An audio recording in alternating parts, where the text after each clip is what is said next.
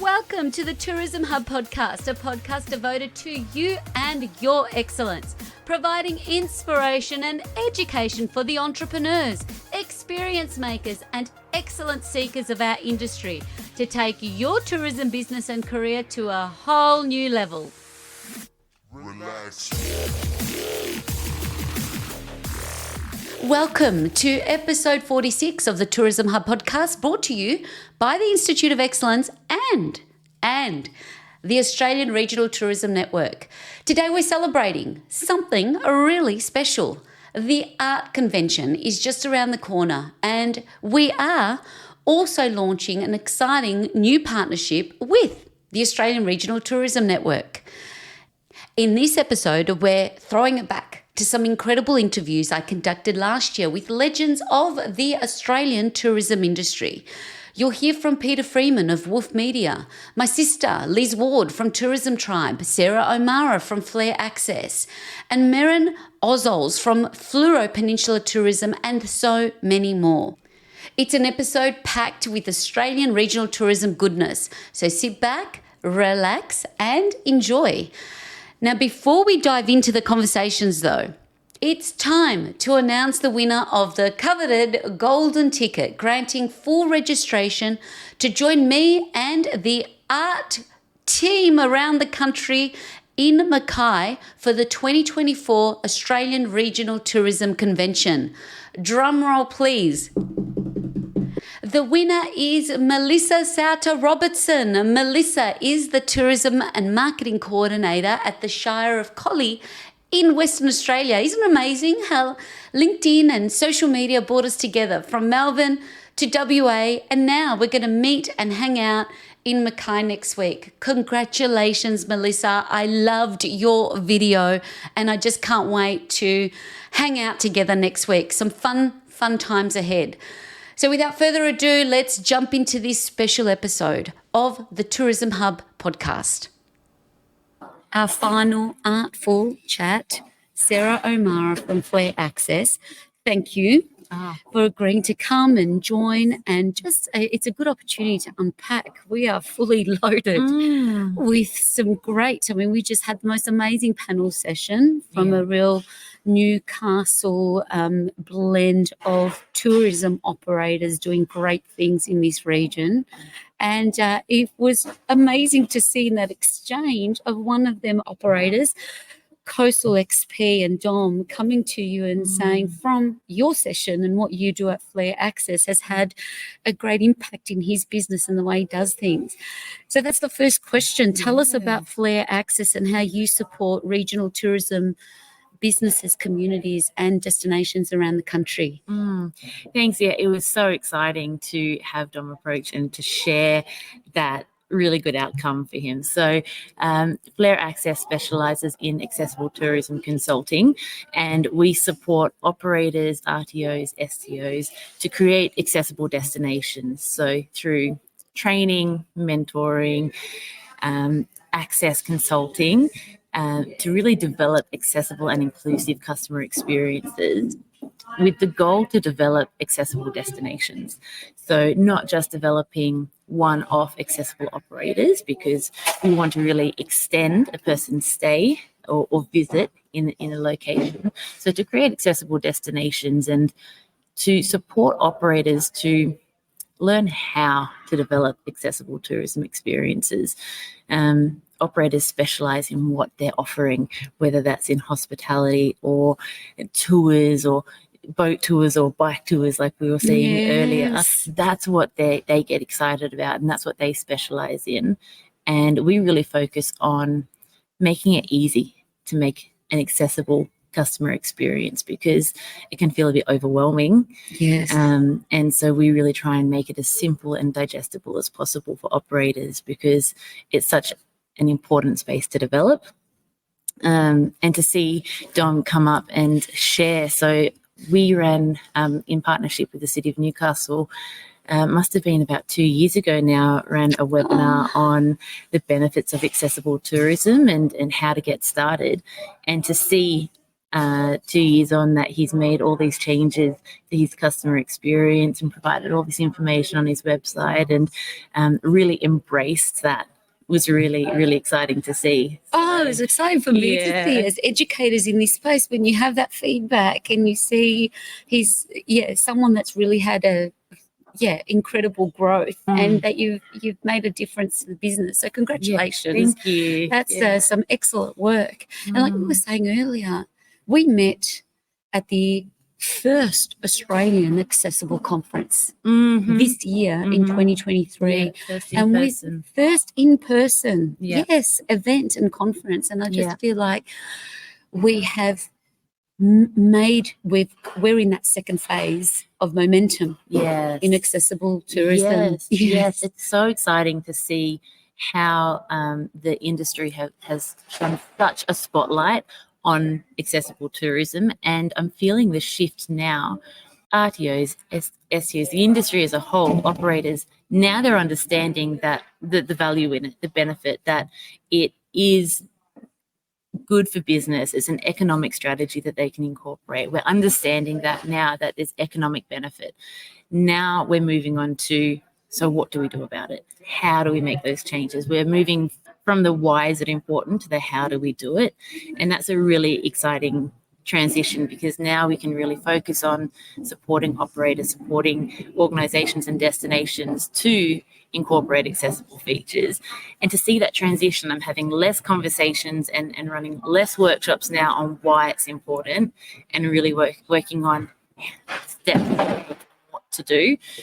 So it's so exciting to see that within the 12 months. I mean, it was just earlier this year, that April. It feels a long time ago. But it's exciting to see. Yeah, it really has been. I'm curious, your journey into Flare Access. Tell me about how Sarah's come to be a real expert in this space, your why. Yeah. My why is my family with disability. So I have family who are neurodivergent and also wheelchair users. And I'm an occupational therapist by background. So I work with people with disability to increase their independence in their day-to-day. And I was living overseas. I was in London at the time, and was speaking to my uncle who uses a wheelchair. And I was sharing how I just booked a trip. I think it was on the Thursday, and I was going out on the Saturday. So I was able to just jump online, book something, and fly out. And I was speaking to him, and he was really excited. He was booking a trip to move to travel overseas through the UK and Europe, and he had to plan 7 months in advance because it was so hard to book accessible experiences. And seeing that firsthand, and seeing it even on his day-to-day when we go out to family dinners, and the effort that it takes to book accessible experiences,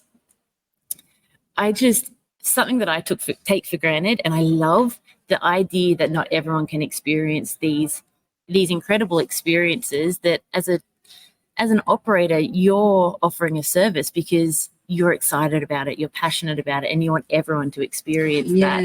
And to have barriers to people with disability and others with access needs, I just thought there's got to be a better way. So I entered accessible tourism, and I am so passionate about seeing the change towards greater inclusion. It's a journey. It's one day we might see accessible design for everyone and everything, but we're not there yet. So the idea of just doing what we can and supporting operators and to create accessible destinations, to just do what we can, because like I said, we want everyone to experience the beauty of our destination, the beauty of our beaches, the beauty of our experiences. And so often barriers are in place that can be removed, and it's just having that awareness. So often I'll go out somewhere and I'm just like, oh, if they just made this change, it would just be so much more accessible. And often it's just those small changes that really make a difference. And I love seeing the shift in the industry now. It's very, very exciting. Is that difficult when you see something as a, just as a consumer? to not say something? Like, how do you No. take that approach? You just go, oh, yeah, I guess it's something like, yeah. It is hard. Yeah. It is. I see it every, like, You must see, I just see it's access. yeah. So there Yeah. are ways. Sometimes I will just approach a person if there is a owner or operator or decision maker around, and I might just make a suggestion here and there, and often they're very open to hearing that feedback. And other times, I recognize there's a bit of work and education to be done, but it's it is hard. But we're seeing shifts, we're seeing changes, we're seeing operators now having a willingness to make change, which is really positive. And I love that observation that you've made. It's gone more from even in the work that you're doing to just keep like the why, the benefit, to now like there's readiness and openness, and to say, okay, we're ready. Let's go. Let's do it. Let's start to take these actions towards it. Peter Freeman, WOOF Media, thank you. Thank you for always showing up and travelling the distance from your home in Canada. Do my best. You do your best, and and very different weather, right? Very much so. It was 9 degrees when I left. Wow. It's 34 today out there. It's so much to unpack with you. You're a regional Australian tourism ambassador. Yes. You're a digital brother in arms with myself and the team at Tourism Tribe. We'll start with WOOF Media, I think, and just the work that you've been able to deliver, and the strong connection that you still hold, even though your family and lives abroad, you're still very much tied in and have a business that's very much regionally Australian focused. So if you just talk to that a little bit. Yeah, well, I guess why regional? I mean, I grew up on a farm in regional South Australia, spent some time in regional Victoria, so I have a very strong personal connection to regional Australia, regional communities. So I think once that's in your blood, it's really hard to step away from that. Even moving internationally, I blame my wife for that. We moved back to her hometown 10 years ago, but having been part of WOOF Media at that point, we decided to give the whole remote work thing a crack, and 10 years later, we're still doing it.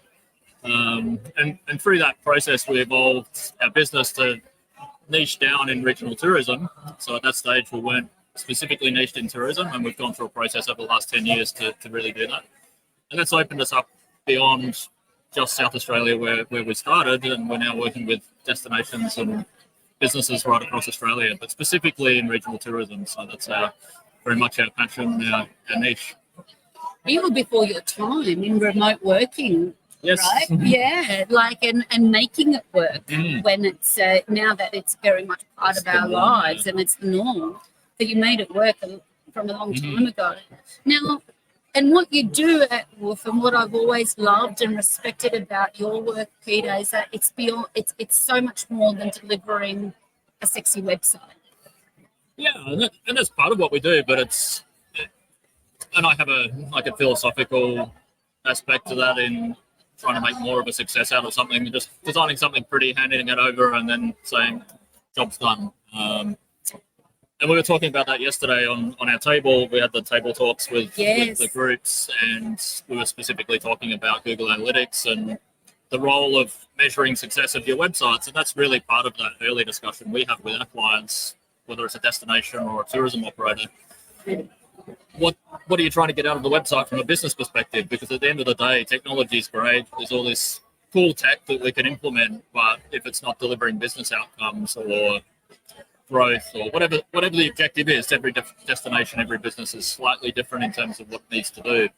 But we start with that discussion. What's the end goal? And then we work back from that. So important to know what does success look like and what we want to achieve. And just speaking to that, your round table as an art ambassador that you held with delegates yesterday around your table, there was a focus on analytics. What is challenging organisations and businesses and people at the moment around this change from Universal to Google Analytics 4? Yeah, I'm not sure I'll ever forgive Google for messing it all up for us, but I think there's been this Universal Analytics has been around for 15, 20 years or whatever it's been, so there's a lot of assumed knowledge in that space, and then it's such a big change for probably more visible things technically to a lot of organizations. So reporting and data is something that typically a destination might be sending monthly or quarterly reports to their stakeholders. So to have all of that upended, it creates a lot of uncertainty and a lot of fear, I guess, of, can we still track the same things, measure the same things? So, I mean, a lot of the concerns and challenges and lived experience this year with the big shift, a lot of destinations particularly that lost a bit of confidence in their reporting and their analytics, and in some cases they haven't had good partnerships with whether it's an agency or the web developer or whoever who's good at building websites but not necessarily good at the analytics and reporting side, and translating that into a way that when you're measuring things in Google Analytics 4, you need a very clear structure of what you're reporting, how you're reporting it, and then basically you need to create that. So creating that structure so you can then report. So while you can still track things like how many visitors and which pages they viewed, if you want to do the important things and report for a destination, for example, and report on lead generation to operators, which is a super important metric. As an RTO, for example, you need to be able to go back to your board and back to your operator members and say, we generated X number of leads to you guys this month. All of that has to be manually created now to track all of that off of your website. So a lot of people grappling with that, struggling with that, trying to find the expertise to do it. I know Tourism Tribe has a lot of expertise in that with training operators. We've certainly helped a lot of destinations in rebuilding some of that reporting, but it's very new. And I think where most destinations struggle, particularly regionally, is they've got one or two staff at most, typically, in marketing that wear all the hats. So product development, through to marketing, and they're expected to take care of a lot of this within their current role. And it's a huge learning curve for them. It really is, and that's what we went through, that technical capability. So my own journey as a solo person, it was quite universal, was not as complicated, and I got really used to my reporting. It was just a set and a bit of a forget, really. Yeah. But we found from this journey, even with Tourism Tribe, even with our tech guru, Fabian, it was a journey. Like there was actually a lot of customization that was required, and I would highly recommend everybody, if that's just not your jam, to reach out. Definitely look for help, and there's certainly resources out there, but a lot of resources are, even one of the questions I had yesterday was, does Google have some resources that can help? And I mean, they certainly have resources, and they're very generic. So when you're looking at tailoring your reporting in tourism, there's very specific things that are important to you, like leads to operators, like engagement. And that doesn't exist in the Google documentation. So I guess that's where Tourism Tribe, ourselves, others in this space have that technical expertise, but also the tourism experience to know how to mesh the two together and get the outcomes. And that's where, there's a lot of good results we're getting with some of our clients with dashboarding and various things to make that simpler. They don't have to go and look at all the techie data. They just look at a nice, simple monthly dashboard, and it gives them what they need. What they need, that's customized to their needs. Because this is the thing, I mean, even in our little side chat earlier today, it's the concept of visitation, of human visitation. We've gotten really good, whether it's like the Tourism Research Australia, or, it's an important metric. But we're still not, even Google 4 or Google Universal Google, it's just something we haven't really prioritized, that's the beginning. Visitation to our websites. I think whether you're an RTO, a state government, or small tourism business, we have to start measuring that. Yeah. And that's a good metric for success, isn't it? Because this many people have come to our website to bookings or exactly. And even beyond that, what are they engaging with? Like one of the metrics, a lot of our destination sites for regional clients are integrated with ATW, of course. So you want to understand if they're looking at a list of accommodation businesses, how are they engaging with those businesses on the page? So it's one thing to know that, okay, we got 100 visitors to this page, but it's also nice to know, okay, we've got 100 visitors to the page, but 20 people clicked on the view map link. So there's engagement there that isn't necessarily a lead, but it's more than just looking at the page. Like they actually engage with the page, and we know which part of the page they engage with and which part of the listings and that sort of thing. So it doesn't solve all your problems, but having more awareness of what's happening with the visitor experience, it helps you understand their journey a little bit more. That, okay, if everyone's looking at the map listings, maybe, or the map section of a listing, maybe a little bit more information in our visitor guide or in our social media around where to find certain businesses, top accommodation in a certain category, that sort of thing. It's gold. It is. It's gold in my microphone. Insights It's insights that you don't need to wonder or leave things to chance. It's all there, and that's freely available. Like it's a free thing. A little bit of work to set it up. Yeah, that's right. It's a little bit of cost, obviously, if you're engaging someone like ourselves to do it, but it's done. It's not an ongoing, you have to reinvent it every quarter or anything. It's just there. That leads me to, I mean, it just that sparks like that conversation around like using data intelligence to then what content. I read something just this morning around Google prioritizing that your existing content could be hurting your SEO. So sometimes even if you've got dated now, they're honing in on the user experience as much as we should be. And they're saying, well, if you've got dated things that are not going to serve our users to come to you, you're going to be penalized. Yeah. Well, I think that with the level of data that Google captures on your site through analytics, obviously, I mean, what they show us is only a small percentage of obviously what they're capturing in the background. And I mean, a lot of what they capture with visitors to your site, it's helping them improve search indexing, search results, getting better results. Because obviously, I mean, I'm not going to keep using Google if it gives me rubbish data every time I search. So it's in their best interest to give me what I'm looking for. And obviously with the impact of AI and a few other things, there's challenges with how we're presenting that data. But one of the key insights that came out of our chat around the table yesterday was all this, I guess, fear and concern around AI. Some very justified, of course, and you talked about it in your section.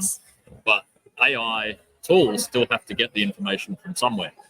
And that somewhere is the internet, and that internet is where your website is. So your website's still extremely important. There's often the big scare tactics of, websites are going to be dead in 5 years. And I think it's how we structure them, how we present the information, maybe how we're indexing the information in different ways to improve the user experience. That'll become more important, I think, because that's something Google's looking at. But a website as a trusted source of information, I think that's not going away anytime soon. It's really just what we're emphasizing on those sites and how we're presenting the information, whether it's FAQs on a destination, best Indian restaurants in Newcastle or something like that, making sure we're presenting that information in a really easy to use way that Google can then grab that, or ChatGPT, or whichever system we're using, Neuralink plugged into our brain, or whatever it is. I couldn't agree more, because it's the trusted source, and I always look at it as real estate. Yes. Like that's your own real estate, that what you put in there as a trusted authority, whether you're the destination or as a business, as a tourism business. From a content perspective, what can we do? Like, how can we improve that? I think we've still haven't quite nailed consistency or seeing best practice examples of just not having just a digital brochure in our website, something that's got more pulse, and look at it in the same way that Google is looking at theirs as our businesses. Absolutely. Can you talk to that, or how you're helping your clients with just maintaining a level of content creation? It's tough, but I think there's certainly some challenges with that with AI tools as well, because obviously AI makes things a little bit easier in some areas, but the quality of content we're getting back from those tools is not great. We still need that human component, the human filter you and Liz mentioned. Yes. I think it comes back to really understanding your target customer, ideal visitor, whatever persona, profile, all the names we call them, but ultimately it's the person you're talking to. So you're not designing a page for Google, you're not creating content for Google, you're creating content for the person who's using Google to find it and answering their questions. So coming back to that, if you're not, whether you're a business or a destination, it really doesn't matter. Understanding who the person is that's coming through your door, whether you're a visitor information center or you're running a tour or you're trying to attract new visitors to your destination, you need to know what they're looking for at that point in their journey. And then serving that up to them in a way that's easy to use, easy to share, easy to bookmark. And obviously you'd post that on social media and whatnot, but our experience with all of the sites that we run is organic. Google search, Bing, all the rest of it is usually 80+% of the people coming to your site are finding you through some sort of search, whether it's Google directly or Yes. Siri or whoever. Yeah.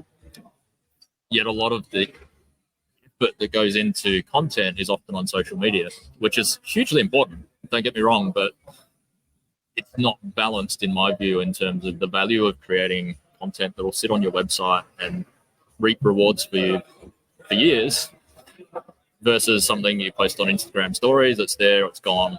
It might sit in your gallery on Instagram. People will trip over it, but value for your destination and your business, I think it's very much favoring content on your website that's really well structured. And I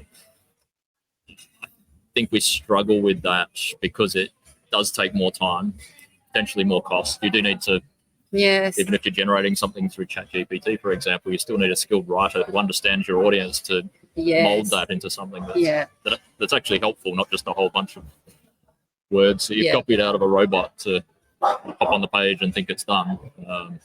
So I think it all comes back to the fundamental principle of tourism, really. It's the visitor experience, the user experience. It's no different to someone coming through your front door at a visitor information centre. You want to help them get to the next step, book the next tour, package things up. Yes. Treating your digital visitors the same way with the same care is super important. I think we tend to get a little bit lazy and just posting stuff up online and hoping for the best sometimes. Yes. Rather And than not seeing that as holistically. It's that's that journey and this is this journey. Yeah, It's kind of offline, all- offline, Yeah. online, offline, and Yes. separating that is very much now. It's, Yeah. I'm offline today, tomorrow I'm online, Yeah. all the way through. Yeah. I'll walk past a sign down the main street of Newcastle. I'll go check something out, and then I'll be back on Google Maps looking for the next place, and I'll catch another cafe. I'll go check that place out. So it's very much that merging of online and offline and making sure the level of experience is consistent across both. That consistency. I couldn't agree more with you because that is something. Back to that, like prioritizing, valuing, and respecting your websites in the same way as our destination. That is part of the story. I think, that's not owned media, the social media. It's still not. That's not our property. We don't own those relationships, that community there, and that's why we go. At Greek restaurants and have, Absolutely, in Melbourne together. We could talk about this for days. And that's another, I guess, just with it you mentioned there, I think that's been another big shift in the Google space of the maps now with Google My Business to Google Business Profile, that it's very much centered around location. Yeah, very much so. Yeah. So all good things to be on top of and maintain and be consistent with it. Thank you for being here. Very welcome. Newcastle. It is. Which I'm is loving it. loving it. What's it? We were talking. It's city in change. Change mode. It's very much evolving, and such a contrast going up and down. Even the foreshore, and you've got the ports in the background, and then all these funky new restaurants popping up on the foreshore here. Yes, beautiful. Some key takeaways this year for you to finish up. What has been some key things that you'll take away back to the team in SA and Canada? I think one of the more exciting ones was Jan's presentation this morning on ATDW and their journey. Yeah. Excellent. I got the acronym right. I always trip over that one like everyone else. But I think that's super exciting because we work a lot with ATDW. We're distribution partner in terms of implementing it on websites. And I think it's exciting that whole technological change and just the principles they're changing with. Yes. The principles that are guiding that transition for them. It's very much focused on supporting industry, getting outcomes for industry, making it easier for them, more support, which is, they're all values that we live by ourselves in terms of the way we treat our clients as well. So I think it's exciting times in terms of what will be available. And it's a world-leading platform. Talking to destinations in Canada and explaining to them about ATDW, and they're just green with envy because it's we've got all these little siloed systems, whereas Australia, yes, it has challenges which they're working through, but that national database of solid tourism information that we can all work with and distribute and get in front of people, I think it's a real asset. Just stuff of envy It is. from around. Yeah, It is. it was an excellent presentation. I mean, the most anticipated. Yeah. Left us all hanging with I've been really, with the shout out to Hayley from, I've been receiving texts. Is it out? Have they announced it? It's just been so. Thank you. Exciting. I'm glad we got nailed you down. Finally got here this year, yeah. And look forward to seeing you again next year. Safe travels home to your family. Yes. And A few detours to South Australia before I go and catch up with a few of the team over there. And that's the next job. Oh, you're not, Next of course. Yeah, you haven't been to SA I'm still yet. jet lagged. Yeah. You've done pretty well, actually. Not too bad. Yeah. A few naps here. It's a big one. It's, Yeah, 20 hours of flying. So it's a long way. It's a long way. Well, we're glad you make the trip for art. And thank you for all of your support to the art community. And Very just for as a, and also just really elevating and being an ambassador for just how much digital we can use as an enabler for good things that we want to achieve. Absolutely. So well done. Congrats on everything. See you Thanks again. for having me. Thank you everyone for watching live and the replay.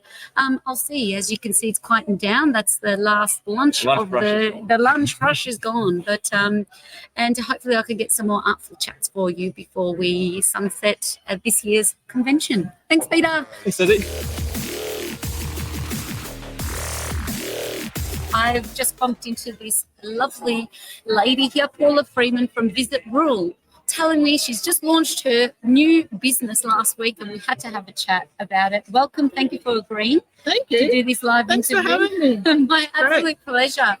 Paula, tell me about Visit Rural and your journey here, because tourism industry hasn't been part of your career or your work life. No. And I'm so curious to find out how we landed on Visit Rural. Well, it was actually through my husband working with several councils in Queensland. And he just realised as he was driving through the regions and trying to book on the go, he had to go to quite a few different sites to plan and book that journey.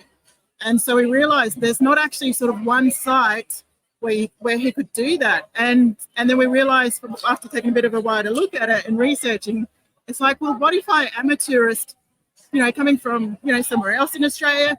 I've got to book my tours. I've got to book my accommodation. Maybe I want to see an event in Queensland or anywhere in rural Australia.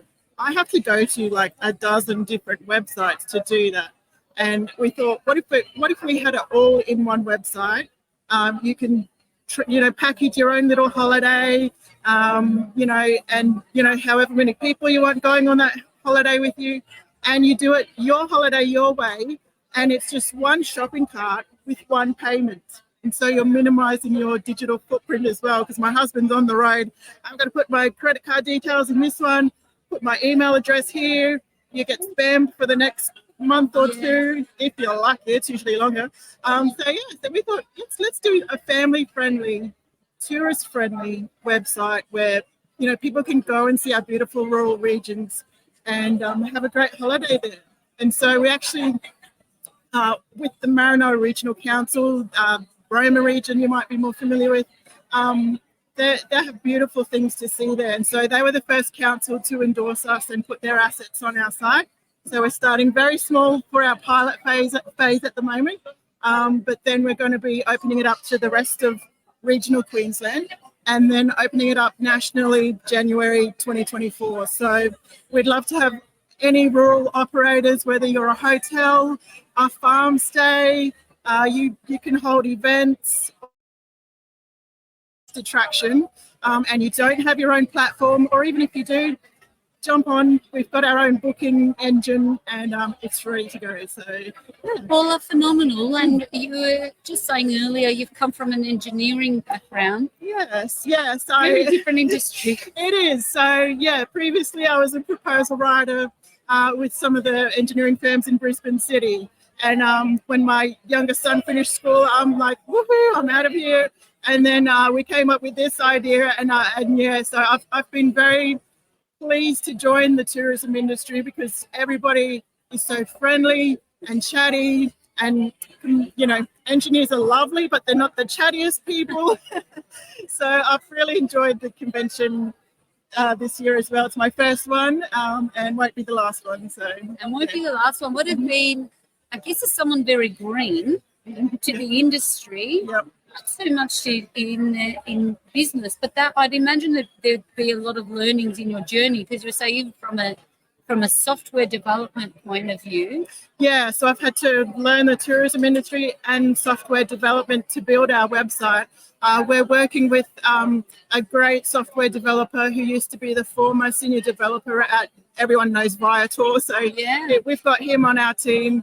And yeah, we've got a couple of board advisors that have sort of helped track us through the business side of things, making sure we've got all our governance. You'll see all our privacy policy and cookies policy and all the user agreements are all intact in the website there, as they should be, and just making sure everything's as smooth as possible, not just for visitors but for our vendors, for our operators and hotels, because in the rural regions, a lot of it written in a book, and so we actually, unlike sort of the global booking companies, we actually went on the ground, a 3-week tour of the Merrin Ozols Regional Council. We talked with the operators, who are mum and dad operators like my husband and I, and we just found out what they wanted and what they needed and what's the easiest way for them to transition from written to digital. And so we're really customer focused that way. And even yesterday during my break, I was helping someone with their login and stuff, and it's like, yeah, we're really focused on that, and focused on just great customer support and just the user experience. I found there's a bit of a gap there with the journey actually starts when you go to book your holiday, not so much when you've done all the booking, or even getting a travel agent to do it can be expensive. This allows you to do it yourself, and just in the one spot. So Look at that multi-level approach, that you're not only delivering and offering rural experiences. I'm really loving the niche aspect of this, that it's a booking platform, very niche to outback and rural experiences and adventures, but you're also providing a really bespoke solution for those suppliers and operators that are in those areas. yeah, exactly. We really are focused on regional, because there is so much focus on the big ticket items, the cities, our beautiful coastal areas. They're taken care of. They're in the limelight already. We've got, when we went out back and did the travel around, there's in Queensland, we have our big ticket items, Age of Dinosaurs, Qantas Museum, tons of other stuff. But it was the journey in between there that we saw. There is so much more to see. But yeah, just helping them to move across to go digital so that the whole world can come and see them is it's been over 12 months in the making, and so it's a bit surreal sort of coming into, we just launched our website last week, like we just pushed a button and it was all ready, but no, blood, sweat and tears the whole way. So Look, worth it. So worth it. We're so I'm sure dedicated. everyone that's watching and listening live, or the replays, kind of like preach. Yeah. I mean, you've definitely found your people here, even leading. So this is not a convention you were fully aware that's happening. No. So you even finding and being here was By chance. Yeah.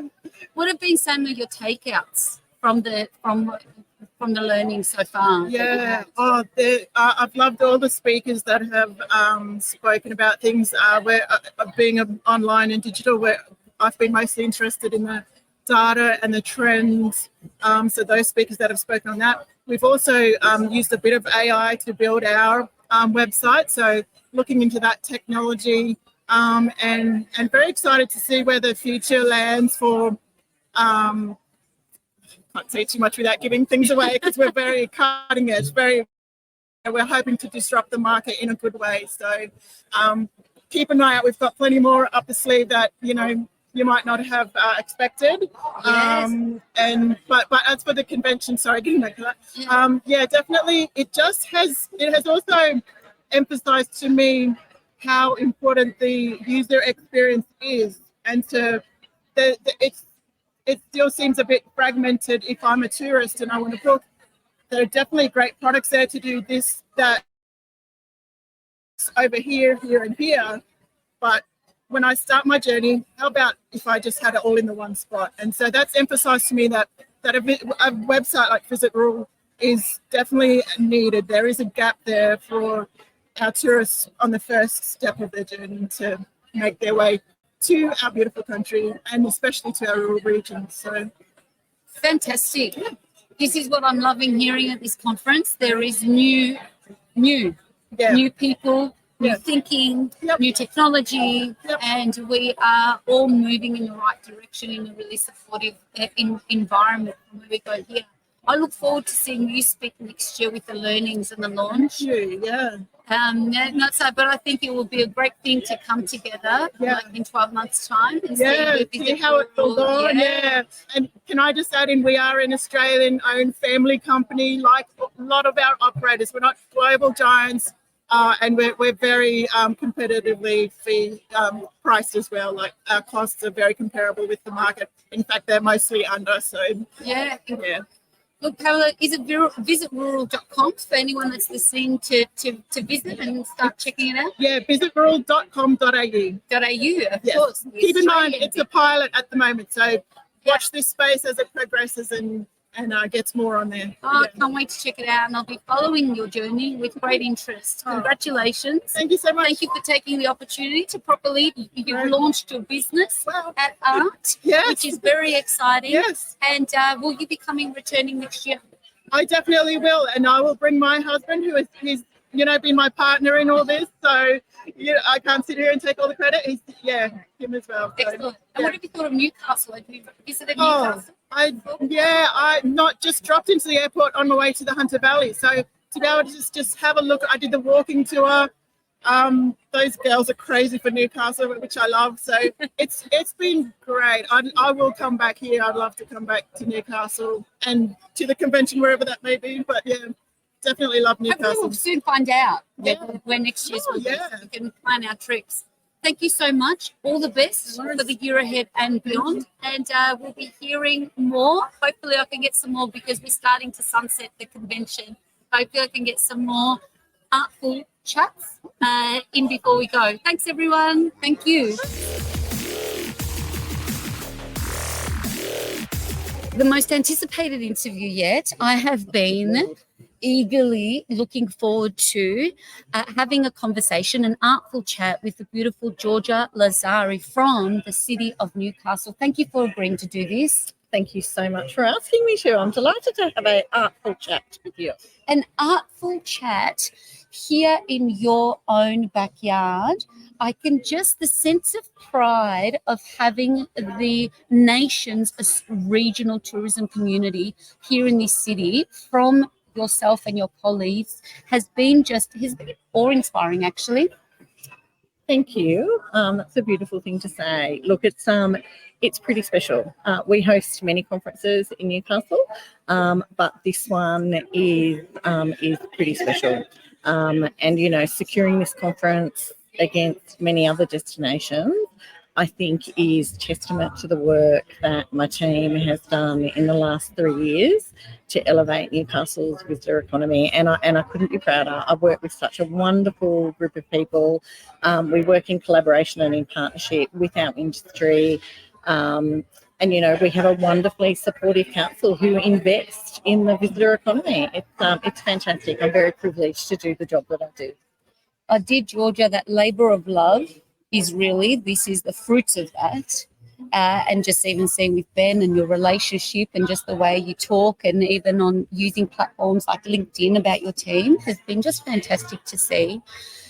Something that has continuously come up in the conversations that I've had is just the growth in Newcastle. People haven't visited here for a long time, and this convention has brought them back, and they're all going, I can't believe how much it's evolved.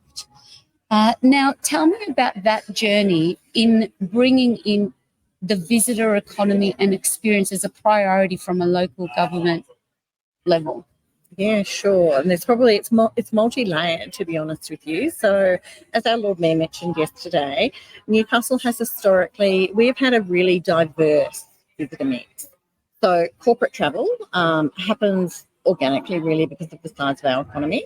Then we have business events. We've had a convention bureau for many years, and in fact, I think we were the first regional convention bureau in Australia. So we've had a really strong business events sector in Newcastle for many years, and obviously we leveraged through that through the University of Newcastle, Hunter New England Health, Hunter Medical Research Institute, and we've also invested heavily in events, so attracting visitation through leisure events, whether they're spectator or participatory. But in terms of Newcastle being positioned as a straight leisure destination, that is not a body of work we have embarked on. And without sounding, without sounding complacent, I guess we haven't embarked on that. One, because we really haven't had to historically, because our visitation mix has been so robust, and we haven't relied on that holiday tourism or short break tourism. But our destination management plan really highlighted that is our area for growth. And, it also coincided with a lot of investment from our state government. The light rail, which I'm sure most delegates have been enjoying whilst they've been here at ART, the installation of the light rail has absolutely been fundamental to investment within our CBD. So prior to the light rail going in, it was a heavy rail corridor, and it essentially split our CBD in two.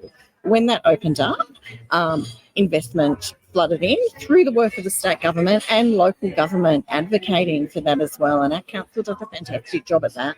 And then we've seen the likes of, QT come to Newcastle, as well as Crystal Brook, the Kingsley, which is absolutely fantastic. We have a thriving nighttime economy, and culinary and after dark has really taken off in Newcastle. So it's really been a long-term evolution, but we're there, and it's absolutely brilliant, and we're reaping the rewards. And I'm always absolutely delighted when people come here for the first time, or they haven't been here for many years, when people say, "Oh my goodness, look at the change." That's been the highlight. That's been a theme, really, of bringing our people here, every conversation when we're talking about Newcastle. So congratulations to you and the wider team for that vision, and really just putting that into action. Now, talking about the convention, the thought leadership, the conversations, what have been some key takeouts for you from a professional development point of view? From a professional development point of view, I really think that AI lens is really important, and it's something that we really need to take on board through destination marketing, through how we deliver our services, through visitor information. It's something that we need to start really proactively playing in and investing in, because it really marries in with visitor experiences. Well, that makes me excited, because delivering that talk and just seeing how we can elevate our service when our human capital is limited, how we can bring in these tools to deliver better service. I love it. That's a key takeaway. It is. And the other one is, which is really dear to my heart, it's in terms of talent attraction and retention.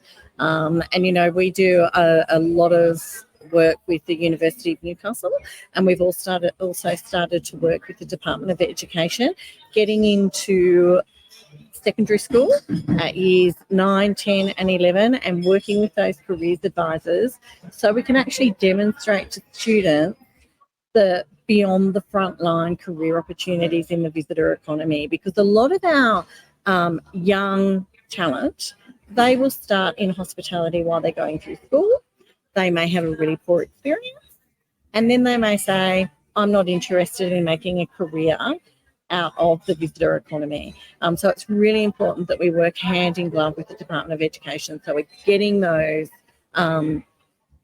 students before they hit tertiary education, so then they can take a long-term forecast of their career opportunities in the visitor economy, because it's a fabulous sector. I've got 2 mics to drop double on that one. Drop the 2 mics. You're just talking. You're funny. Talking your language. You're talking my language. it's something certainly. Yes, it's not a considered pathway. We've all come, I guess, even if we do a survey how we all landed in Korea, it's a passion. We had crushes on the world, crushes on our community, and we've landed here before our youth. This is something I certainly think we need to explore more, how we can get to the students and departments and the education piece earlier, when I don't know what to do to put our industry forward, that it's so much more. Absolutely, it is. So we've developed a great little training videos that's now used in some of the secondary schools here, where we've interviewed many people from our sector who talk about their career path. And it's really interesting, you know, I had a great conversation with Kent Warren, who was the previous chair of Newcastle Tourism Industry Group, and we were talking at length about this issue. And it was quite interesting when we were discussing, you know, when you talk to your careers advisors at school, the careers advisors will often ask you, well, what subjects are you tracking really well in? And they look at it from what interests you from an intellectual perspective. And of course, the visitor economy is so diverse. And what we really need to be looking at is what your personality traits are. And back to your point about passion, because if you actually enjoy working with people, and if that's fundamentally what makes your heart sing, then you can choose whatever career you want in the visitor economy. Yes. And we've often seen that as a weakness. It's not. It's an absolute strength. It is an absolute strength, a strength-based approach in that talent attraction and acquisition. What do you look for when you're hiring? Where do you look? What's that like beyond the resume? It's a vibe, isn't it? It's sometimes you just can see it in someone, and you have to love the people. It's an absolute vibe, you're right. While ticking all of those mandatory things that are on a position description, it is a vibe. It's about cultural fit. And I also look, particularly with us in destination management, it's looking for people that are, I guess, interested in a holistic approach. And a holistic approach sounds really simplistic, but it is a lot of hard work to make sure that across government and with industry, we are all working together and singing from the same hymn book. And you need to be committed to that, because it's a game of absolute inches, and you need to be committed to the long game. Absolutely. I would love, I think from a art community, even the work that you're leading the way and training videos through the Department for Careers, I think that will be something that will be greatly shared. Like if we can share that and get for others to get inspired to kind of look at that more broadly, I think will be fantastic. You're the woman for a reason that we've been waiting for to have this conversation. Thank you. Keep up the amazing work. I think another continual, sentiment that has come out of this, I've got to come back with my family. I know for myself personally, even just going for a walk and a run and dinner last night, you can just, like, we're all here on business, if you can call an industry that. I mean, this is just as much leisure, communing with all our humans of tourism, but a great place to come back with partners, with friends and with families. So thank you for the opportunity and for hosting such an excellent conference in a really excellent destination. Fantastic. Thank you so much. And I look forward to welcoming you back when you come on Pure Leisure with your family. Pure Leisure. Thank you. And I will thank you, everyone. This is Georgia Lazzari from the city of Newcastle, and I look forward to having some more artful conversations with other incredible leaders like our G-Girl, Georgia, here.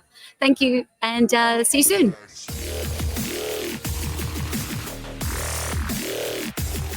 Welcome back. Katie Mather from Destination Kiama and South Coast Experiences. Welcome. Thank you. Thank you for saying yes. Yes, I know. A new Brave. live, brave. It's brave, but we need to put Destination Kiama and South Coast Experiences on the map. Yes. Tell us, what do we need to know first about Destination Kiama? Well, it's in that magical 2-hour window or under now of Sydney. So it's a pretty established tourism spot. There are always amazing new things happening though. Like we have so many festivals. Our events person, Sally, is just driving out the festivals that are really becoming nationally renowned.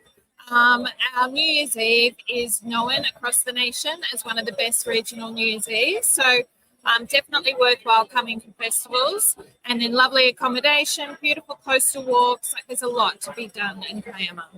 Events for the visitor experience and visitor economy, it's just a perfect match, isn't it? Yeah. More and more, but Kiama have really driven that visitation through your events calendar, which is great to see. Yeah. It's been with the backing of Destinations Kiama and then all the new innovative events organisers that are coming through with music festivals, and then, like I said, the ones that Destinations Kiama is running. It's just a jam-packed sort of program for the year. Now, dear Kate, your baby, South Coast Experiences, tell me, as a clear destination ambassador for Kiama, tell me about your journey and the need to launch something that's very South Coast driven and highlighting the experience of your region.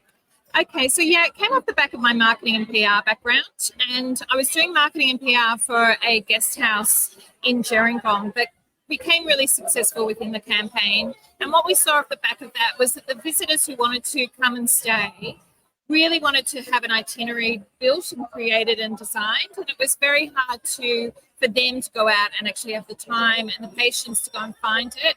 To find those different experiences, those passion projects that have been turned into experiences. So I went off the back of that and built South Coast Experiences that was itinerary based, and now it's sort of morphed into another business that it's membership based business that members are either stays, they're experience providers, they're bricks and mortar businesses, all offering an experience. And I can build itineraries, or the visitor can go direct and book the experience or accommodation. Brilliant, because this is that collaborative piece and just how important it is. I mean, call it itineraries, call it a centralized packaged experience. Right? Yeah. And I know we were talking about earlier, and I mean, Liz and I ran a session on artificial intelligence and ChatGPT and how quickly we can kind of publish an itinerary. However, is it a trusted source? And the answer, read the room everywhere. It's not. And this is where a localized experience in itinerary building is critical and important as a trusted authority. Yeah, so I think that's exactly right. And I mean, I think AI has an amazing place to play for sure. But then having someone that's on the ground and knowledgeable and works with the business, more guests or more clients, customers to the members. And so it's a win-win for everyone, really. It's a win-win for everyone. It's a win-win that you came and joined me and shared your knowledge and your passion. How have you found? Is this your first time at the convention? Yeah. Would you come back? Oh, yeah, definitely. I've learned so much. I've made wonderful connections, just really seeing what the industry does in that big space of Australian tourism, and then drilling down to New South Wales. I mean, I work quite closely with the destinations as it is across my area, but just really see the value that's out there, and the commitment and the passion, the drive across it has been really great, and the education, of course. Like, it's been really good. And so lucky it's kind of been in your hood, sort of. Yeah, like it's not too far. Yeah, no, it's an easy 3.5 hour drive for me to get up here, and I've loved Newcastle. I'll definitely be coming back. I haven't been here for quite a few years, and like, just to see the innovative work of Newcastle and how they're really changing or have changed the whole sort of play around where they put the uni campus in the town to really encourage, just sort of observing all of that and seeing how innovative it really is. It's great. Yeah. It is great. I did a share this morning, and they're like, if I could turn back time and go back to uni and go somewhere like Newcastle, like what an experience that would be for students coming to study here. Yeah, it's got a real vibe about it. Just seeing people skateboarding to their next destination is really cool too. Like the skateboarders that are out there. We don't have that so much on the South Coast. But, the beautiful walks, beautiful ocean waves. It's just the harbour. It's really gorgeous. Yeah. It is gorgeous. So are you. Thank you. Let's go back. I'll let you go and all the very best with South Coast experiences thank you. and Destination Kiama. Thank you you everyone so for joining and watching the replay. Thank you. Hello and welcome back, everybody, to Newcastle, to the art convention, and welcome to my special guest, Merrin Ozols from Fluro Peninsula Tourism. Well done. Yeah, you had Got it? Nailed it. Nice. Thank The you for having me. spelling and Fleurieu. Yes, Fleurieu. it's a bit of a tongue twister. And recently moving from New South Wales, it took me a while as well. You can also say FPT. Fluro Peninsula Tourism. FPT is the place to be. Yeah. Now, beautiful Merrin, this is your first time at the art convention, and you're also quite new to the whole regional marketing tourism. So you've had a good. Tell us about your background. Yep. Where you were and how you've landed into Fleurieu. Yep. I was really fortunate to go and be a ski bum in Canada for about, one winter, which turned into 10 years over there. And living in Banff and Lake Louise, the primary economy was tourism. So fantastic opportunity to get involved and sort of work my way up, learning all aspects of the DMO. So I worked for Banff and Lake Louise Tourism over there. My sort of focus was in destination, visitor experience, events, and managing visitor centres and providing an incredible experience for the guests into the destination. We had a lot of issues managing dispersal, traffic, and I guess environmental impacts being inside a national park. So 2018 decided to sort of move back home and be closer to family and settle down. And I was lucky to get a role with New South Wales National Parks. So I was based in Sydney, working for the sort of Sydney-based national parks in a tourism and visitor experience manager role for the region. However, it's obviously an urban region. So that was a fantastic opportunity. Again, using my skills and expertise, but understanding a bit more of the Australian tourism landscape. And then COVID happened, and as with everyone, we were one of those families that just thought, let's just look, we've always loved the Fluro Peninsula and South Australia. We'd only visited a few times, but my husband and I sort of just said, if there's ever a job that comes up, let's just do it. Like, it's so nice, very livable, absolutely incredible experiences and quiet. Just incredible experiences and lifestyle down there. So very quickly after that discussion, he got a great job. So we packed up and moved. I love that. It's similar. The man has nailed what she said, and you're the perfect example. Create a place that people want to live, and then the visitor will want to come and visit. And you've done that. Yeah, it's absolutely incredible. So we've been down there 2 years now, and still, I recently was appointed to this role as the executive officer for Fluro Peninsula Tourism. I'm so honoured because it's an incredible region. It's such beautiful areas, lovely operators, and so much opportunity as well. But still, every weekend, my husband, my kids, and I were out exploring and just experiencing what that region offers. So I haven't even got around to the rest of the regions yet, but there's so much to do in South Australia. And I think just having that fresh lens of being from New South Wales, where you just get caught up in traffic, or you do the same thing every weekend, it's a little bit, can be a bit uninspiring, or you sort of take it for granted, just to put yourself in a completely different place, not knowing anyone, all our families in New South Wales, and just, exploring and taking that sense of adventure, pretty seriously. It's incredible, and it's a great fit for our lifestyle right now. So loving it. Quintessential destination ambassador. I love it. Yeah. I mean, there's not much not to love. Yeah. Everyone who goes there falls in love with it. Now, I'm curious, going back to being overseas, the international landscape of visitor servicing and what you're bringing back. And I'm curious, is it same, or very different in mindset, in approach to what we are in Australia? Have you noticed some key distinct differences, or have you had learnings that you can bring back now into your leadership role within Fleurieu? Yeah, I think, I'll talk about the Fleurieu, and where I was in Canada was a very particular region where we had big challenges managing congestion and also balancing the needs of the local community with, the need for the tourism and visitor economy.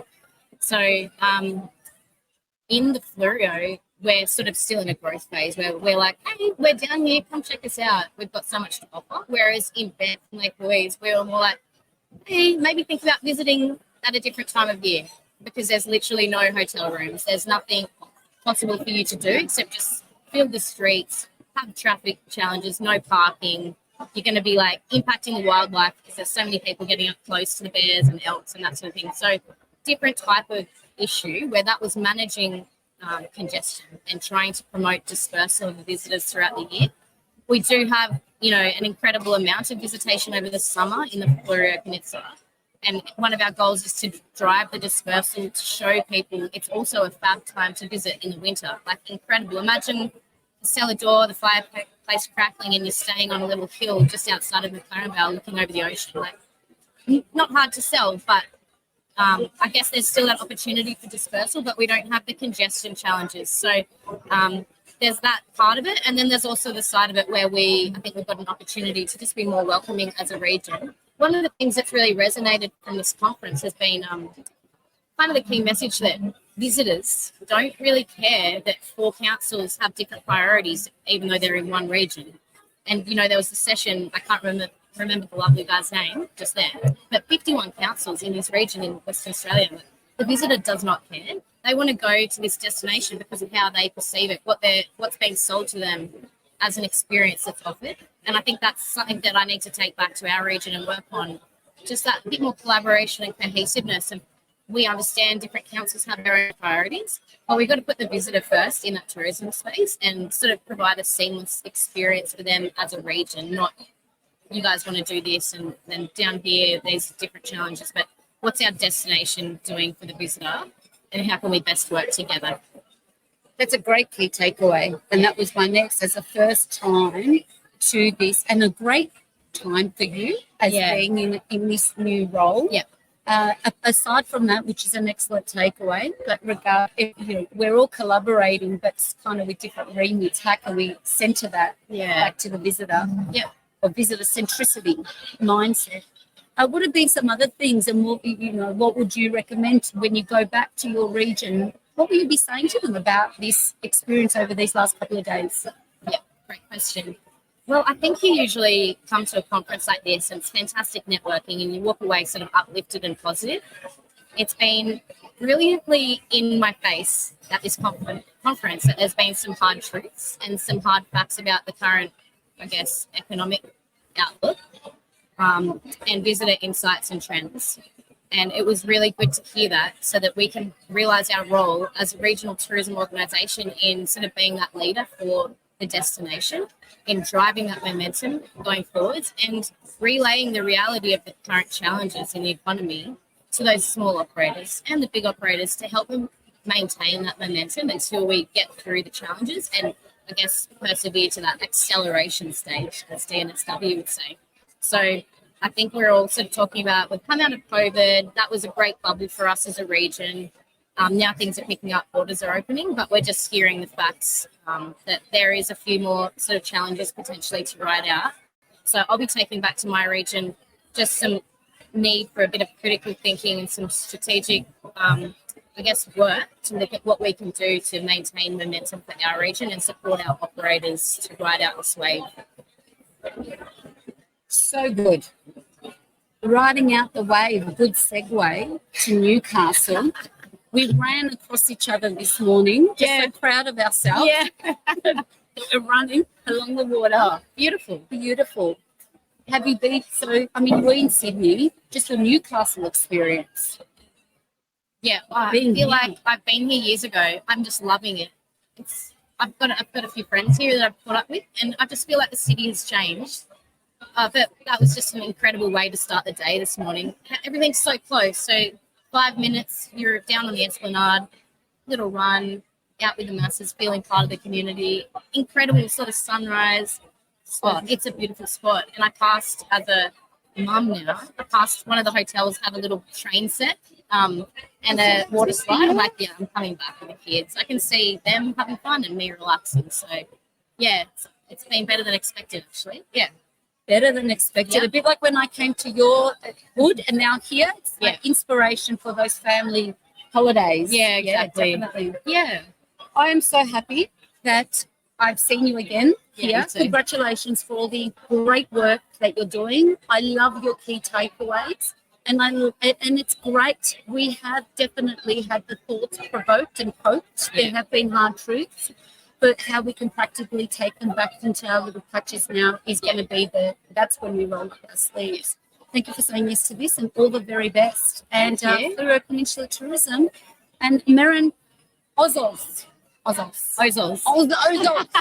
Yeah, nearly there. I got the Fleurieu is where I went. Thank you, everyone, for listening. We'll be back with some excellent thought leaders and artful chats like Merrin.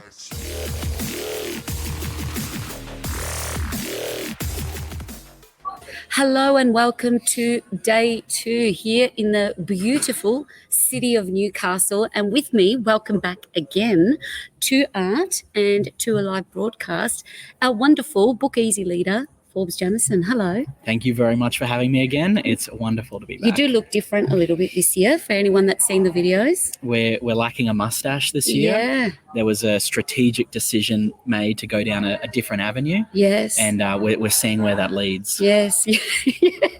Excellent. So how are things at Book Easy? A lot has changed, catching up with you recently at the Victorian Information Services Summit. Do you want to share with everyone some new changes with the platform, with yourself? How you been the last 12 months? Yeah. Well, when we spoke last time, it was we were still in the midst of the general bounce back for the destinations, and so they were normalizing a lot of their operations, and we were seeing the emergence of some really cool trends which have continued to extrapolate, if you will. And so, we've seen things like nature tourism bounce back very hard and stay strong. People wanting to get out in nature, go camping, caravanning, that kind of thing. And on the back of that, we continue to see the local and the state governments continue to upgrade their systems to allow for visitors to, take advantage of those services in a modern way. Which has been absolutely fantastic. It's fantastic for the destinations, it's fantastic for the states, and most of all, it's fantastic for the travellers.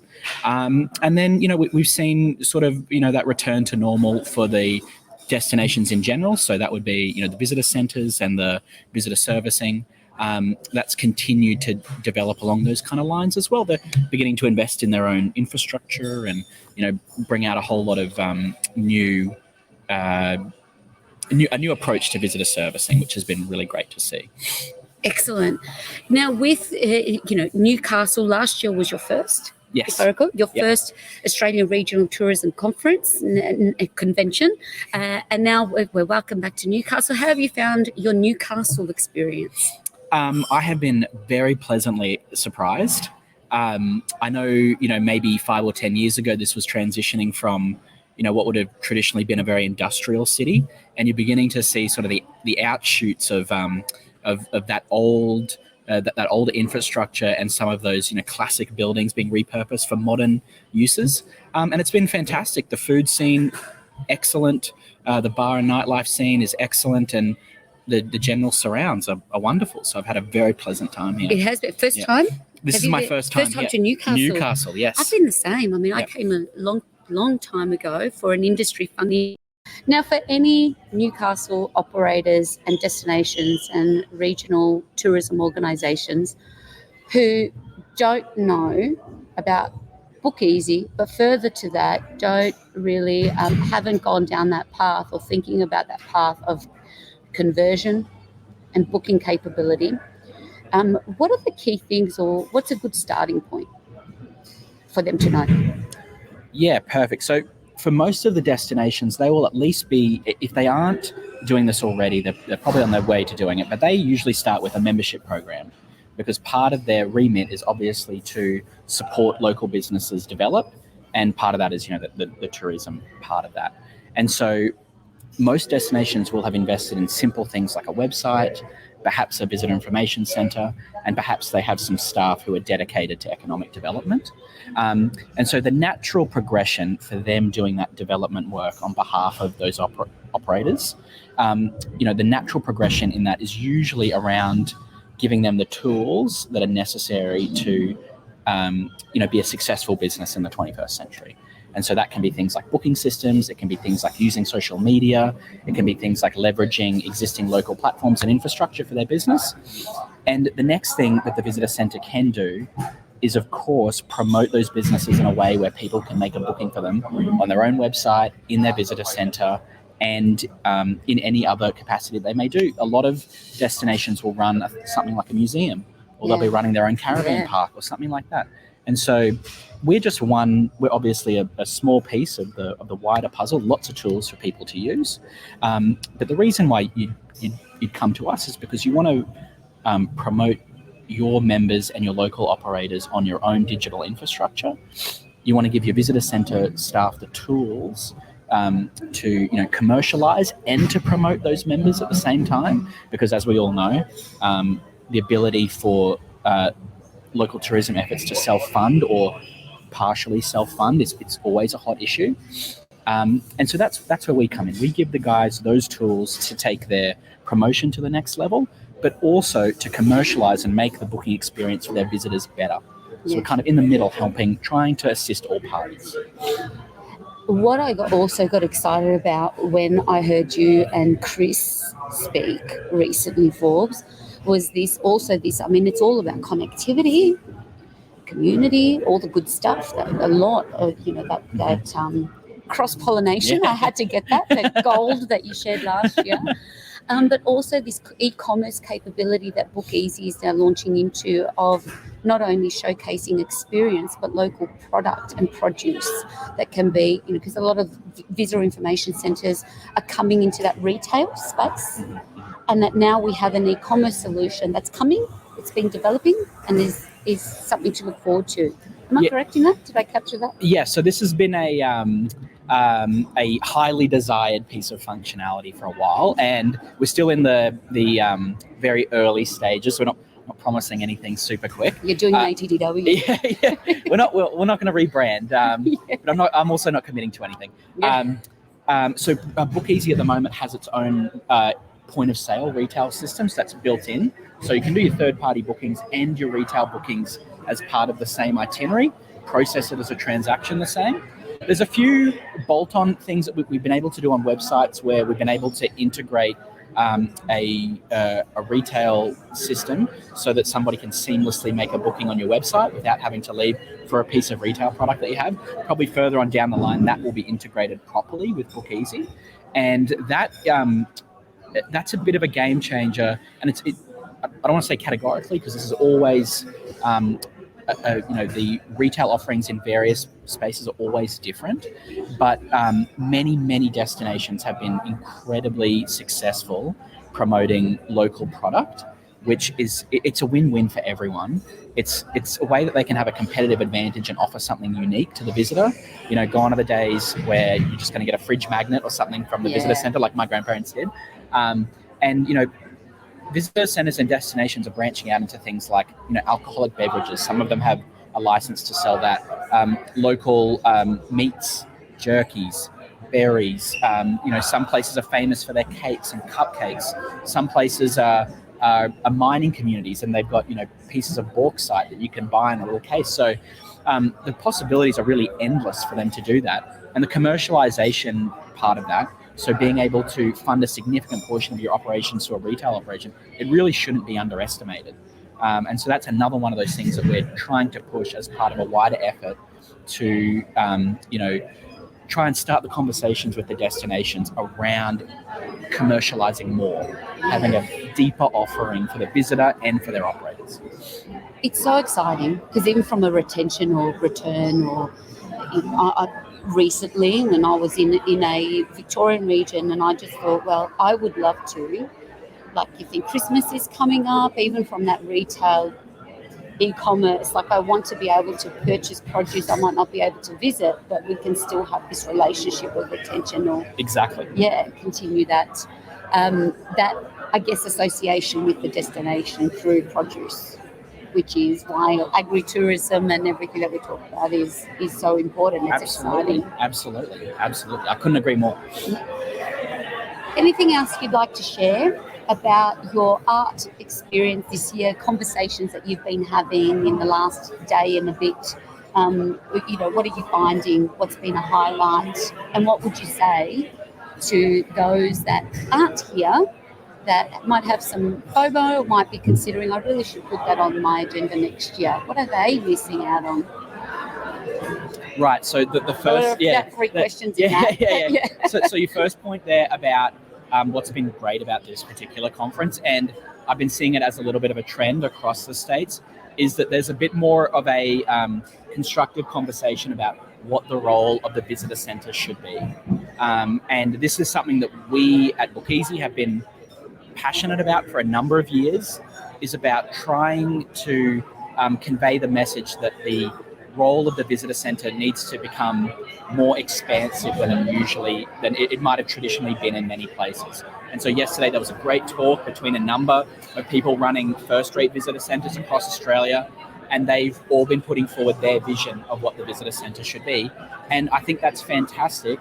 That's an opportunity for people to take the best practices of multiple different regions and then repurpose it for themselves. Yes. And I think that is invaluable.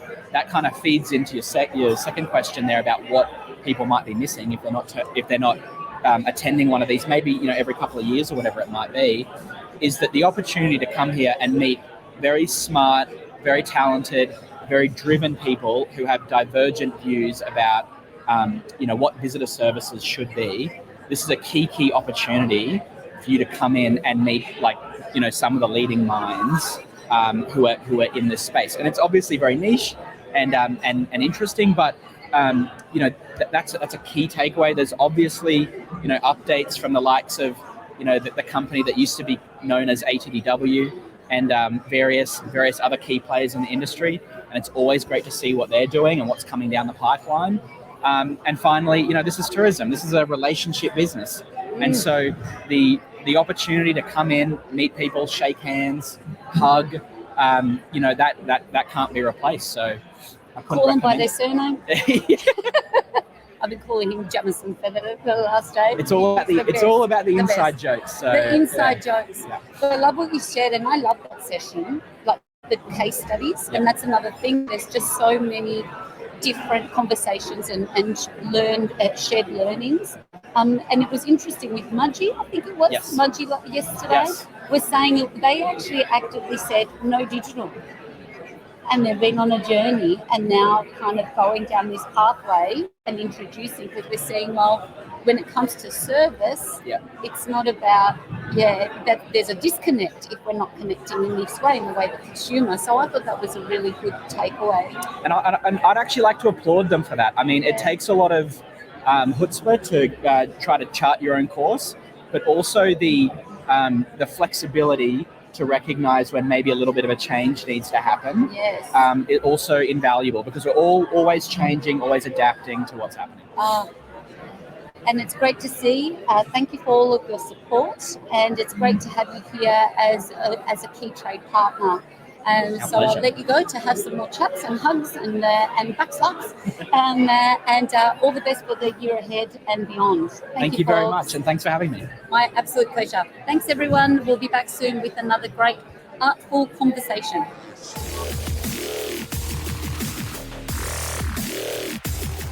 Hi there, everyone. It's lunch hour. It's a bit busy behind us, but I've got the wonderful Scott Taylor from Guru Productions. Thank you for saying yes and dropping by to visit me here at Art. I couldn't say no, hanging out with the wonderful Despina. I mean, what else are we going to do? Scott, Guru Productions. Now, you are very used to being in front of the camera, introducing to the world destinations and experiences through your TV production. Can you tell us a little bit about Guru Productions and what you do? Yeah, sure. Guru Productions, we're based in Western Australia, but we've got film crews at all times all over this wide brown land and also all over the globe. So at any one time, we've got between 3 and 8 crews out in the field, and whether that's lobster fishing in Nova Scotia, or meeting the sand people in deepest Africa, or hanging out in Merimbula catching some oysters. We're out telling compelling stories collaboratively with the tourism organisations that want to get their story out to not only Australia but the rest of the world. Fantastic. Now I relate this back to a show like I'm from Victoria, something like Postcard. Sure. On commercial, we're talking commercial networks. That's exactly right. There is a slight difference with what we do. So each episode specifically tells the story of one region that we do collaboratively with that regional organisation. As an example, we might work with Access Canberra and we do a specific 6 or 7 story episode that relates directly to that one region, and it gives us the opportunity to create a multi-layered tapestry. So we've got people's attention for 30 minutes and we can tell the story about history and culture. We can talk about food and wine. We can talk about innovation and great places to see. It gives us an opportunity to work really collaboratively to ensure we understand what the messaging is for each of those tourism organisations and make sure that we put our creative spin on it to clearly elucidate those messages for the viewing public in Australia right the way across the 9 networks. So it's across all Channel 9 channels Australia-wide. So there's 3 rollouts, if you like. And the first rollout is here, terrestrial TV on Channel 9 in Australia. And that's anywhere between 600 and 900,000 views. And that's the first iteration. The second rollout happens internationally. As an example, at the moment, our agent in New York has got the varied shows, including Destination Australia, including Explore TV, in 160 countries at the moment. So we're in all the Baltic states, we're in right through the Middle East, and you can log on and see my stupid face. Wow. I'm glad I didn't ask that before we started. It's all quite intimidating from a little production here. No, you're silly. It's impressive. It's so impressive. Now, my thinking goes into content, whether it's from a destination, any kind of show you're doing for an operator, with my operator hat on, that would be incredible content. Yeah, totally. First of all, we only accept world-class content, and that's on us. So the teams, the equipment that we use, there's no handheld devices. It's it's all the proper gear. Guru Productions has been in operation for 23 years. We produce north of 120 episodes of TV, each with 6 or 7 stories. So from a quality point of view, it's Channel 9 quality, it's Prime Video streaming service quality. The expectation is with the reach that we get, there's no gap between us and the very best that you could expect. So from a quality point of view of delivery production value, it's super, super, super high. We work collaboratively to generate the appropriate content to make sure that the messaging is absolutely clear, and taking nothing away from some of the other travel shows or food and travel shows that are out there. I think that's our key point of difference, that in that 30-minute time slot, we tell 6 or 7 stories about one region and ensure that each tourism organisation has got their own key marketing points, their key demographics that they want to hit, and we sit down and work through it and make sure that everything that we do ticks as many of those boxes as we possibly can. Absolutely brilliant. Well, you're in the right place. I mean, we're showcasing the best of regional Australia here at the convention. For anybody interested in working with you, what would be the best place of contact, and how do they engage you? How do they put themselves forward? Well, what I might do, if it's okay with you, Despina, we can put my contact details up on here. Yes. I've probably got a cute little 1 or 2 minute sizzle on my laptop that we can sort of send out, which will give people We'll a share in bit the of an idea. comments afterwards. We'll exchange and give the information. Yeah. So it's a great project that we do. This is an exercise, and we're just kind of coming to the place where all of the clients that we work with are here. We're booking late 24 and 25. So we've got things like Ecotourism Discover Australia. We're doing a wine-oriented series of 8 episodes where we're going to do the Yarra. We're doing where else are we doing? Adelaide Hills, Mugga River. I'm a West Aussie, big Mugga River Shardy fan. And working closely with those either regional tourism organisations or even the local tourism operators. It's interesting because we're at such a large scale. The cost base is really achievable, even for a local tourism organisation. So we get companies like the Mugga River and Bustleton Tourism Organisation or department that we work pretty closely with, and once we've filmed the episode of 6 or 7 stories, there's unlimited free access to plus all of the B-roll, plus a socials package that supports it. So we don't normally have to sell anything. Usually people that we talk to just go, holy cow, that's really great, sign me up. So so we're going through and building some really interesting nuances on just the simple Destination Australia model. Yeah, and looking forward to so good. Getting out there, and I can't wait for the wine thing. I'm really excited. Well, I can't wait to check out more about what you do. I'll drop in the comments more information for people to check out, and just great to connect with you. Thank you. Before you jet off. Thank you for making the time. Thanks, guys. Thanks, everyone. Cheers. Hello, everybody, and welcome back here. I am with the fabulous Liz Ward from Tourism Tribe. So wonderful to see you again, Liz. Darling, how are you? I'm excellent now that I'm sitting here with you to do our first live interview for the day. And what better person to do it with than my tourism sister, Liz Ward. Now, Liz, Tourism Tribe, we've certainly been on a journey together. Tell us the journey that Tourism Tribe has been on in the last 6 months and all of the amazing work that you're doing in industry centered around data intelligence. And what we're going to speak about together today, later on this afternoon, artificial intelligence, the lead magnets, tell us a little bit about how you're supporting and contributing to our industry. Thanks, Desi. Look, I haven't seen a change like we are experiencing in 2023 since the birth of, say, e-commerce for tourism operators. If we think back 10, 15 years, we really wanted operators to get an online booking system, have a website, understand what an OTA was, understand what Google was and how to search it and optimize it. And then with the rise in social media, and it much stayed the same. It was about getting it implemented, doing it better.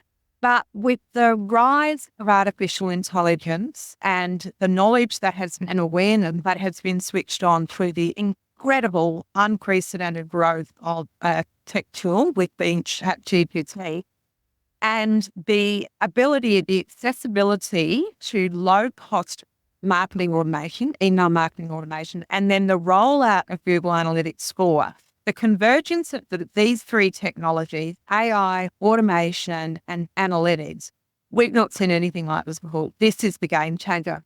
And there is one message that we are really trying to communicate to the industry at a regional tourism level, at a government level, at an operator level, is that things have changed and we have to adapt. We have to adapt with this new technology to take advantage of the opportunities and to be competitive online and be competitive generally in what we do. The bar has been absolutely raised when it comes to how we do our marketing and how well we can service our customers, both for information and inspiration, for service itself, for that human touch service.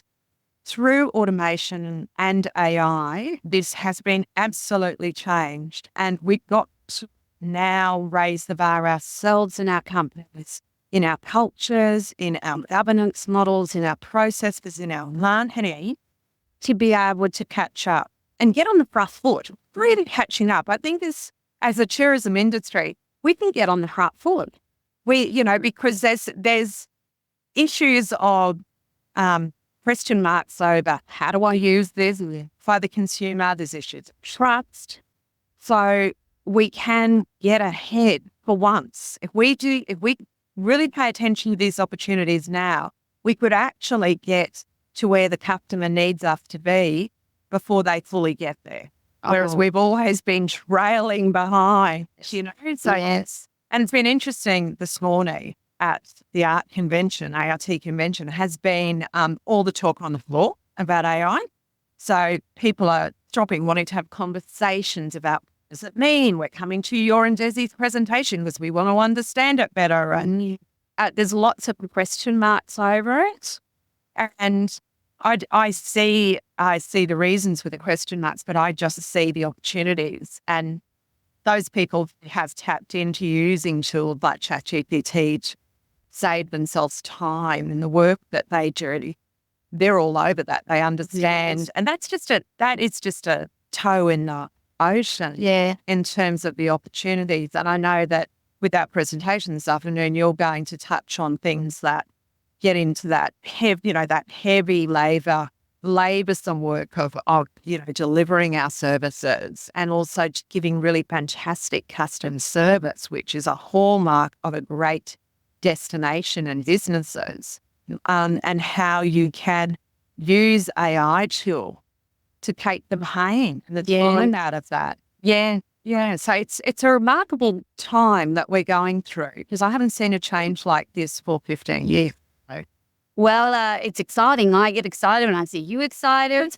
And as someone, talking about time, and I guess for anybody in the industry that doesn't know this great woman, ATDW founding CEO. So you have really been at the forefront to see digital transformation.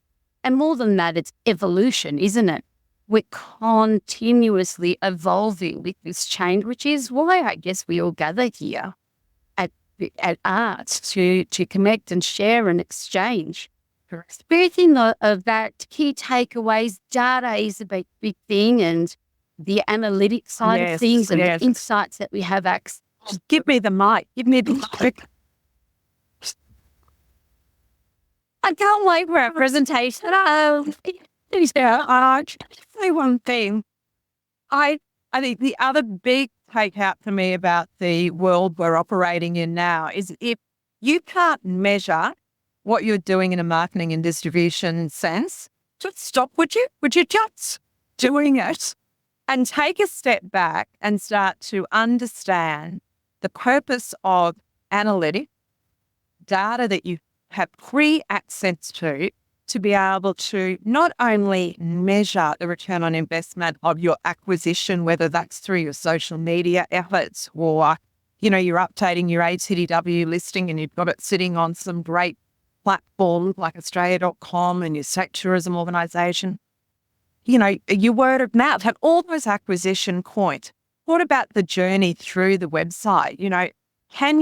If you've got marketing activities that are going on there, all the effort that you put into your product pages on your website and setting up campaigns and running campaigns, if you aren't measuring that and setting some goals against it and then making decisions off the back of what those reports are saying, then you're only doing half of your job. Yeah. And that's been some of the amazing work that our team has been doing, has been working individually with tourism operators and some association marketing organisations to help them do that. And it's making a big difference, because now they're not just, throwing some paint at the wall and hoping it sticks. They're actually taking a bit more of a scientific approach.